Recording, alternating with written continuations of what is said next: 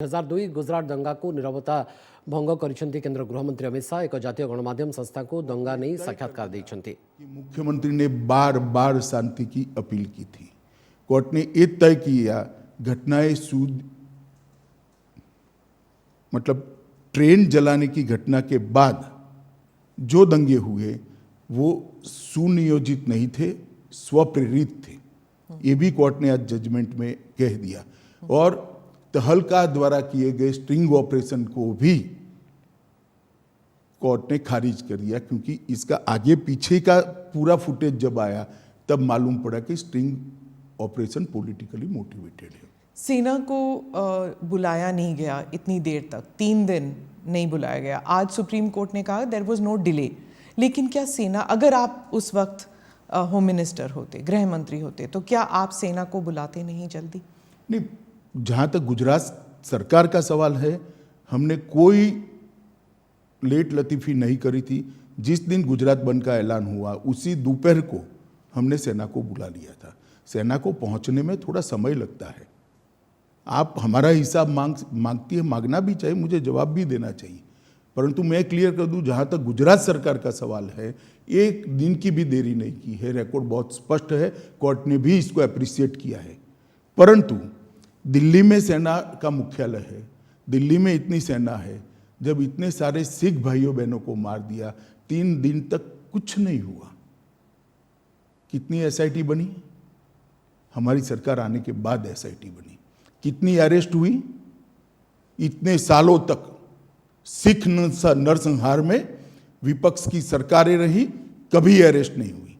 और वो लोग हम पर आरोप लगा रहे हैं पार्शियलिटी के।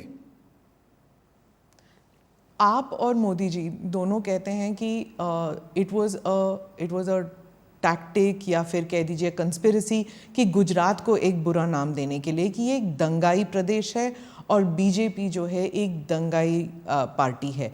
और गुजरात 2002 के बाद वो टैग लग गया। क्या आप मानते?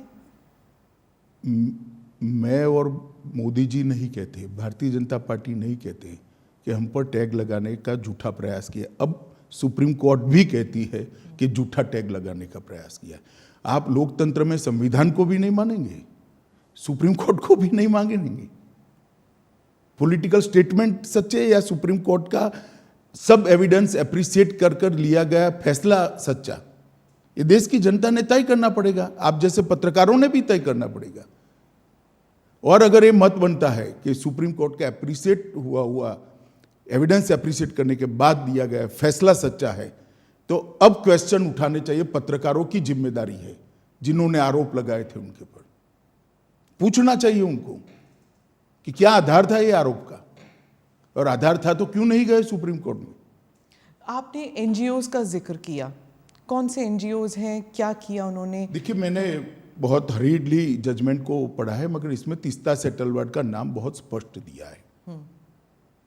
तीस्ता सेटलवाड की एनजीओ थी, नाम तो मुझे मालूम नहीं है उनका। उन्होंने हर थाने में इस प्रकार की भारतीय जनता पार्टी के कार्यकर्ताओं को इन्वॉल्व करने वाली एप्लीकेशनें दे दी थी। और मीडिया का दबाव इतना था कि सभी एप्लीकेशनों को सच मानकर ट्रीट किया गया। मीडिया और एनजीओज का एक नेक्सस था, आप कह रहे हैं। इन दोनों ने मिलकर 20 साल तक चलाया ये पूरा? ना 20 साल नहीं चला, 2002 अब 2022। स्मिता बहन, सबसे बड़ी बात तो जनादेश होता है और जनता सब देखती है। 130 करोड़ लोगों के 260 करोड़ आंख होती है, 260 करोड़ कान होते हैं। सब देखती है, सब सुनती है। हम कभी चुनाव नहीं हारे।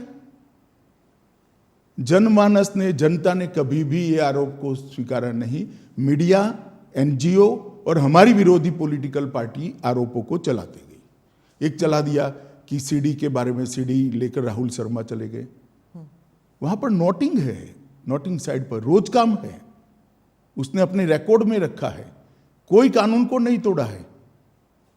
और सुप्रीम कोर्ट ने भी इसको स्वीकृत किया है। बहुत से लोगों का मानना है कि एसआईटी इन्फ्लुएंस हुई थी, बीजेपी का दबाव था एसआईटी के ऊपर। हालांकि सुप्रीम कोर्ट ने तो कुछ और ही कहा है अभी, लेकिन इतने साल तक जब इन्वेस्टिगेशंस चल रहे थे तो उस टाइम सालों साल डिले करते गए। तो इस देखिए, एसआईटी की रचना हमने नहीं करी थी, देश की सर्वोच्च अदालत ने करी थी। अफसर का चयन भी हमने नहीं करा था, देश की सर्वोच्च अदालत ने एनजीओ को सुनने के बाद करा था। और जो अफसर रखे गए थे वो भारतीय जनता पार्टी के रूल स्टेट से नहीं लिए गए थे, सेंट्रल गवर्नमेंट के लिए गए थे। और तब तक सेंट्रल गवर्नमेंट बदल चुकी थी, यूपीए की आ चुकी थी। तो एसआईटी इन्फ्लुएंस नहीं हुई थी? जरा भी इन्फ्लुएंस नहीं। और कोर्ट मॉनिटरिंग केस था, कैसे इन्फ्लुएंस होती? इतने महंगे महंगे लॉयर एनजीओ की ओर से अपीयर होते थे। जैसे जाकिया जाफरी कहती थी, जो आप महंगे लॉयर्स की बात कर रहे हैं, कि आपकी तरफ के जो लॉयर्स थे वो बहुत हेविली पेड थे, उनकी तरफ से नहीं थे। एसआईटी के लॉयर्स जो थे हमारी ओर से हमारे लॉ ऑफिसर ही थे और कोई नहीं था। हाँ, उनको बहुत पैसे। लॉ ऑफिसर को इतना पैसा नहीं मिलता है, आप जानती हो। इसके पेमेंट का एक सिस्टम होता है, इसका रेट शब्द प्रयोग ठीक नहीं है, मगर उनकी फीस तय होती है। और कई सारे इतने गलत बातें कि फायरिंग में सिर्फ मुसलमान मारे गए, कोर्ट ने आज ये भी नकार दिया कि ऐसा नहीं हुआ है। फायरिंग में मुसलमान नहीं मारे गए, लेकिन दंगों में तो मुसलमान मारे गए ना। देखिए स्मिता जी, एक बात आप समझ कर चलिए, जिस तरह से 60 लोगों को जिंदा जला दिया था, उसका समाज में आक्रोश था। और जब तक दंगे नहीं हुए तब तक किसी ने इसका क्रिटिसिज्म भी नहीं किया, एक्सेप्ट भारतीय जनता पार्टी।